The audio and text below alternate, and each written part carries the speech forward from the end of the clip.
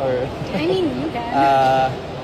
ano naman, parang siyempre, sabi mo, way past the AAP, pero you know, there will always be a lot of emotions involved kasi pagdating sa school, it's pride, it's, you know, yung loyalty mo nandun, when you transfer from one school to another, there will always be things said, feelings hurt, and bridges burnt.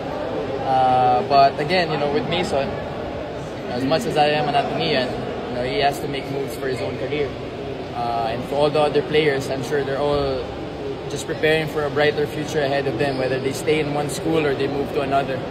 I'm not the one to, you know, judge whatever they're coming from. Hindi ko naman alam kung ano yung story, kung bakit sila lumipat. So I'm just there to support their careers, especially the younger generations. Kung ano yung nakikita nilang mas kakabuti ng career nila, then why not?